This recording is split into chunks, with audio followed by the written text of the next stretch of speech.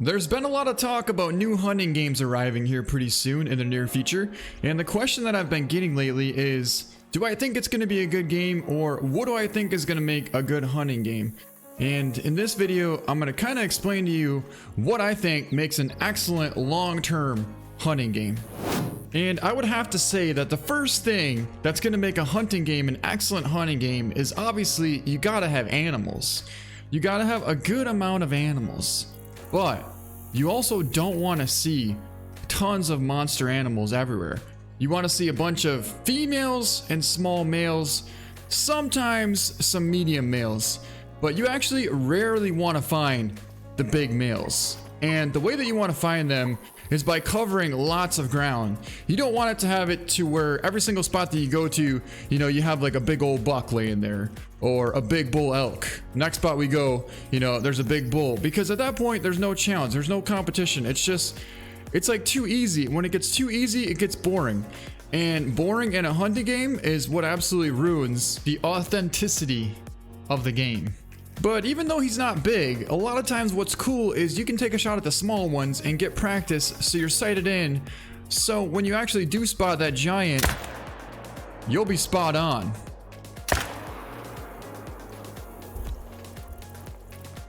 Obviously the first shot, I mean, there's pretty much no way in heck we're gonna hit that thing at about 300 yards on the walk. But we came close. We actually didn't miss by much. I think we shot just a tad bit high and a little bit over his back. But anyways, what I was saying is, a lot of times when you find these small or medium-sized bucks, it's good practice. It's really good practice. And once you get sighted in, when that big buck steps out, you can make it count. There he lays right here. Nice vital hit. And let's have a look. Oh, what a heck of a shot. Perfect. Double lung heart shot, or at least it looks like it would have been double lung, but I think it was in fact only a single lung because we hit that shoulder and then centered the heart at 300 yards on that buck. Not a very big one, but definitely got ourselves sighted in for when that big one steps out. What a shot. Another thing that's really important in having an awesome hunting game is the ability to be able to set up tents, or I guess like spawn points. Or even you could call it fast traveling. And to me, that's really, really important. That's also what made the Hunter Classic such an awesome game as well. The fact that you could get tents and set them up, you know, all across the map. So instead of, say you spawn in here and you really want to hunt like this area over here. Actually, a perfect example would be over here by Hunter Outpost. I have a tent way up here on top of this mountain here that looks down across this incredible valley here with all kinds of zones where the animals feed. And not only that, look at how far away these zones are from this water source here.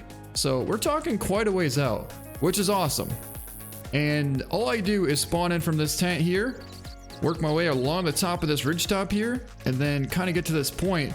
And from right here, I can look down this whole valley and see all kinds of awesome animals. The next thing that I think is really important is being able to use items that you actually use in real life if you do the same sport in real life as well. For instance, I hunt and fish, and I actually love hunting in tree stands. So the fact that we have tree stands in this game is really, really amazing for me. The same thing as I do have a 308 AR in real life, and I'm so glad that I can finally use one in Call of the Wild.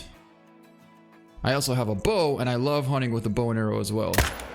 So don't get me wrong on that. I love hunting with a bow and arrow, definitely. Ooh, there we go. That's a solid looking Rocky Mountain bull out there at about 370 yards out. And I think I want to definitely throw on the Argus scope for this.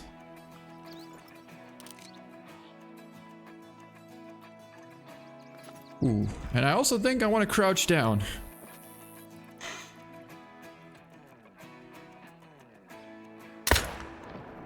It was quartering quite a bit, so I held kind of far back. But I'm pretty confident that the 308 AR did its job. And it definitely did, because he's going down, 50% health. And there he is right there, 25%. We're actually going to be able to almost see him go down in sight, but he ran out of render distance. Still a pretty epic shot. I'll definitely take that. The next best thing is being able to see far. Once the Hunter Classic was finally able to increase their rendering distance, it absolutely changed the game for me. Because so many times I'd want to take a really far shot, but you just couldn't see the animals. So it's like you can see that far, but the animals wouldn't render in. Now the animals actually render in. And that's one thing that Call of the Wild had me absolutely hooked on, is I knew rendering was going to be 450 plus yards. 450 yards. That is quite the ways. And as you can see, that pronghorn right there just rendered in at about 450 yards. So that's what's cool about being able to see far, is you don't feel like you're wasting time covering ground and not seeing animals, because literally everything that you can see, you can now shoot. Oh, another big old pronghorn buck. We jumped up right there.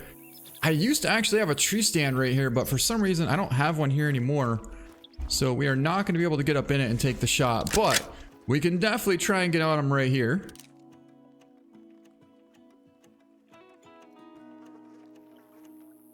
Which one is he? That's him, that's him. Oh, smoked him. He's going down.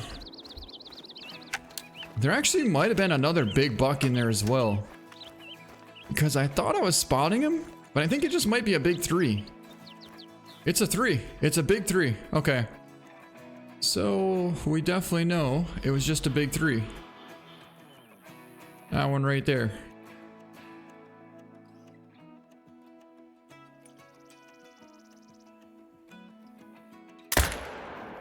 Perfect shot. He's down. We dropped him. Alright, so we should have a big level 4 pronghorn down here, which there's a nice vital hit there, and then he ran over here and piled up. And then we also have that nice Rocky Mountain Bull elk down over here as well. That's going to be an 84.5 gold, a solid pronghorn buck, 120 yards out. Well, I found something down here, but it's definitely not our bull. And that actually brings me to my next point, which is having the ability to track down the animals that you're hunting for. Smoked him right there. I just found this, look. So in this case here, there's no way we'd be able to find this bull by finding this little bit of blood like that. Like, I would love to see it consistently drop. Okay, lots of blood, drop, lots of blood. Blood on this tree right here, all over this birch tree, so you know it brushed past this point right here. But it's just not in this game. It's just not. And, I mean, yeah, this is not the greatest example, because, I mean, I guess kind of it is. Because the fact that it's going to run a long ways. And I would love to be able to try and track him down realistically, but I just can't. It's almost impossible. Especially the fact that look at where he went down. He went down underneath this tree. There is no way in heck we would have found this bull. There's absolutely no way. I mean, even if the blood was going right to this tree, we never would have found this thing. But let's have a look and pick him up. So we took a quartering shot at 373 yards and put that shot perfectly right on the money.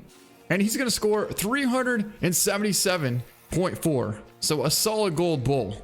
Ooh, there we go. We might have messed up one, but we are not messing this one up. No, we are not. We got him. He's going down. All right. That was pretty cool. Yeah, that first one I shot just a tad bit forward on him and couldn't quite compensate for that shot. But this here was a really nice shot at 130 yards out. And again, practicing on bucks like this is so important for when the big one steps out, especially if you're taking trotting shots. But here is our nice big pronghorn we took down at 130 yards out, 88.7, nice gold. There we go, we got one a little bit bigger out there at about 280 yards out.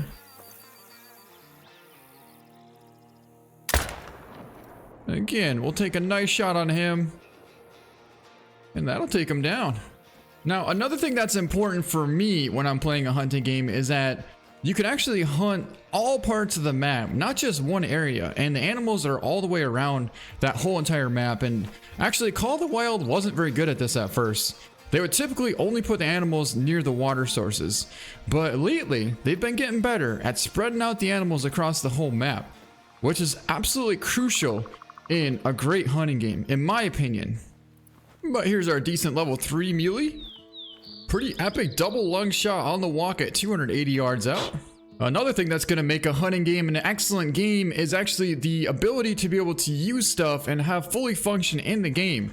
For instance, like we can actually jump in Call of the Wild, which is pretty much like a game changer, and we're able to climb up to the top of rooftops and get better views of certain locations.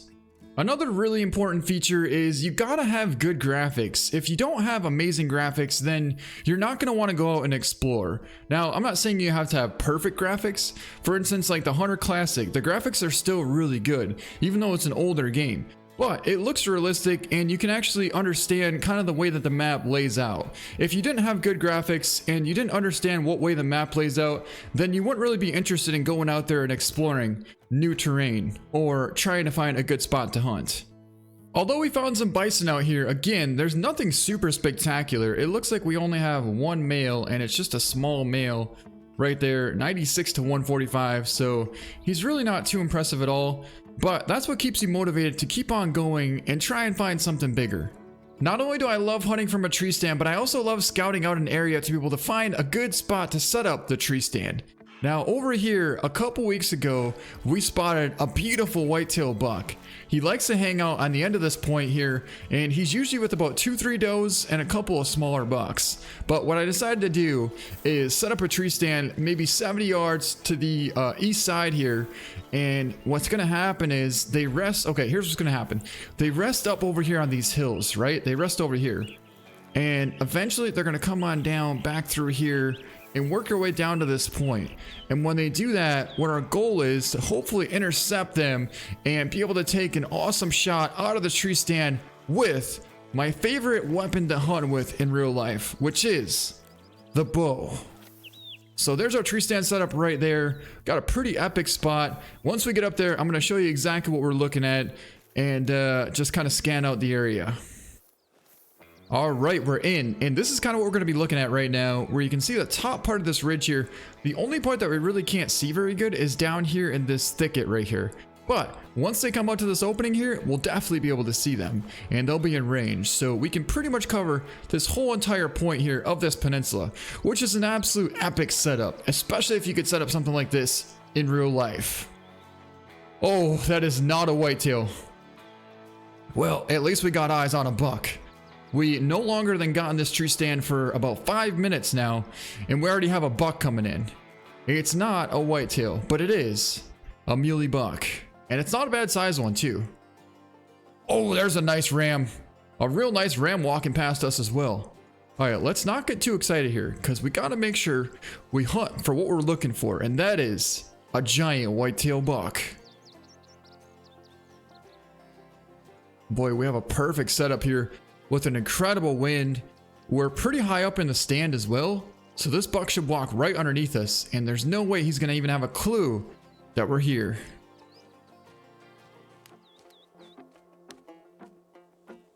Yep, just like I thought. Just as pretty as a picture. He walked right past, right underneath our tree stand. Boy, if I could see him good enough, I would sure take that shot.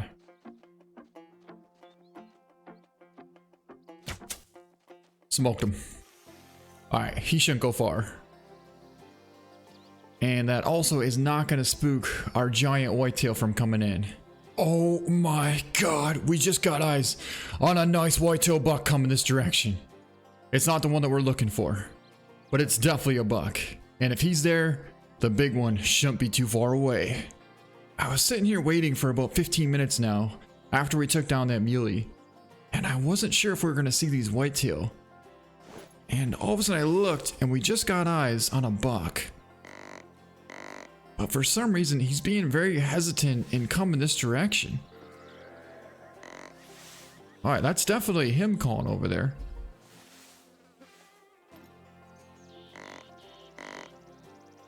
But I don't understand why he's so hesitant in coming this way. Got a doe coming right past us here. There she is there. The big buck's gotta be following that buck out there somewhere. I haven't seen him, but there's the doe. There's that buck. Oh my God, there he is right there. Big buck, big buck. Man, that's a great looking buck right there. He's about 80 yards out, but he's coming in perfectly. Now we just gotta be patient. Got that ram out there as well. Alright, so this buck here is about to be in range. It's gonna be about 44 yards out right there, which would definitely give us a shot. But I think he's actually gonna come right past us here. He might come right past us. Either way, I want to put another call to try and get him to come this direction. Oh yeah, he's coming in, he's coming in. Oh my God. Dude, this buck's gonna come right past us. This buck's gonna come right past us. Because if this buck comes past us here, then this big buck's gonna follow, and it's gonna be set up perfect for a shot. Key is you gotta be careful not to spook this buck. Because if we spook this buck at all, that giant's gonna know that we're here, and he's never even gonna think about coming this direction. But man, this moment right here is one of the coolest moments in hunting. Knowing that that giant is gonna follow this buck. Or there's a really good chance he's going to. Alright, where'd he go? Think that's him? Okay, that's him right there, right there. It doesn't actually look like he's following this buck, but that buck is walking right past us perfectly. There's our muley floating in the water there, look at that. Man, we could absolutely smoke that buck, and yeah, it's a really decent buck.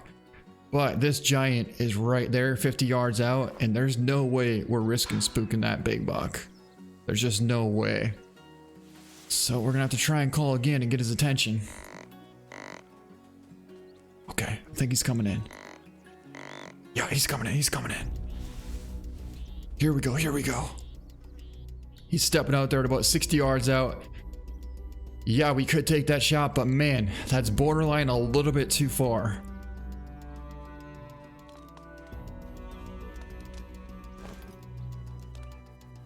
Just a touch too far.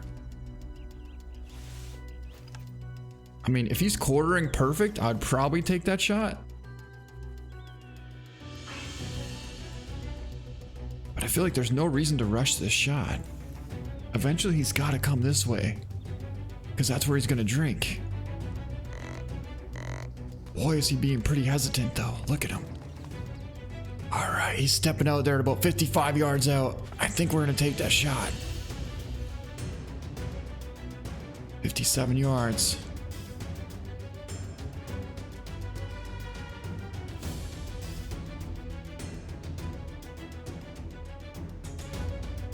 No shot, no shot. 62 yards, bad angle for a shot. But is he coming in? He might be coming in. Either way, I'm about out of breath. I can't hold back any longer. We've been waiting so long for this big buck to come into range. And we've had him at about 60 yards out for the last 10 minutes, but he's just not really giving us a decent shot. Well, that's a pretty good angle for a shot though. I mean, I would love to be a little more patient, I really would. But I just don't think we should pass up this opportunity for a shot. Perfect shot! He's down! We got him! And the other buck should be going past here any second now as well. I almost forgot about that buck. There he goes right there. No! No! You're kidding me! You're kidding me! We dropped him! We dropped him! Oh my god, we dropped him on the run. I held for about like a 2-foot lead on him and tried to compensate to go over the top of that little rock wall there. And he ran right into it and we smoked him. Oh my god. Like that moment right there was so epic because I could totally imagine something like that happening in real life. And the fact that I can make that happen in game, it just makes it an incredible hunting game. It really does. I just can't believe we dropped that buck. All right, guys, here he is. Our giant whitetail buck is down, and that's actually going to make for a pretty incredible picture there. You got this giant lookout tower in the back there. You got this, I think it's like a outhouse or something like that over there. And then we freaking shot him in the neck. Look at that. What a shot. What a shot. A neck shot. 63 yards out, dude. And we dropped him on the spot. Oh, man, that's epic. So let's go over here now and take a look at our beautiful whitetail buck. Man, that's awesome. It's going to be a 224, and we pulled off a 46-yard epic double lung shot on that buck. Oh, man, was that awesome. It took a lot of time and a lot of patience and a pretty good amount of effort to be able to lure this buck into range. Not only that, we finally got him in range, but he wouldn't cooperate. Finally, he started coming in, 45 yards, held it right above that front shoulder, right on top of the heart, and sunk that thing right through the center of the lungs. So a beautiful epic shot and an awesome whitetail buck down.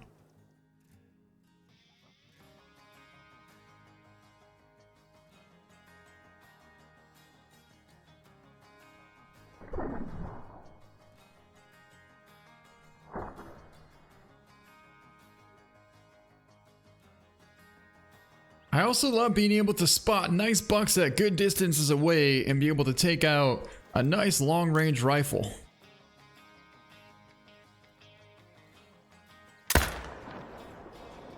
Woo! What a shot! What a shot! And that's actually quite the solid muley buck as well. I wouldn't mind getting a nice shot on him, but I need a better angle for a shot for sure. Because that is not going to cut it.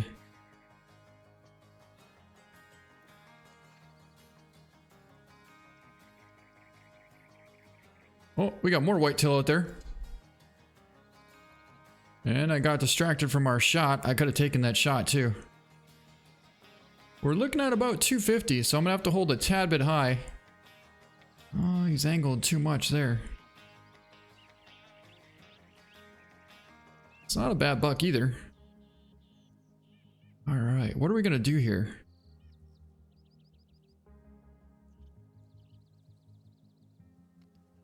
Look at, there lays our whitetail buck right there. Let's try and lay him right next to that buck. Perfect shot. All right, so there's the other buck there. Smoked him as well. He's going down. He's down. What an epic shot. Wow, that turned out quite well actually. Of course, I love taking far shots on nice bucks as well, but when you got a black bear in the area, that can be kind of cool too.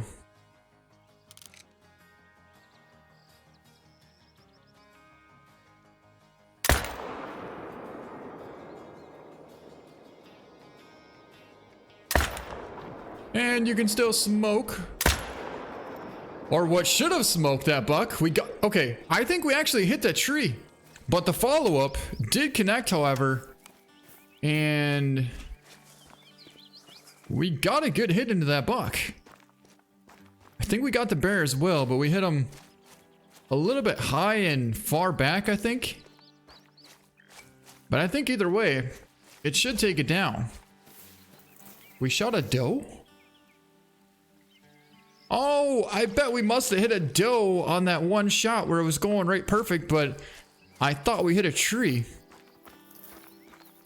I guess we hit a doe. Nonetheless, whatever was standing right here definitely got smoked. And we saw him running this way, and there he is laying right here next to what I think is a doe. Huh. Yeah, there's our big buck. We definitely got him. But what is this? Somehow we almost made a running double lung heart shot on that doe.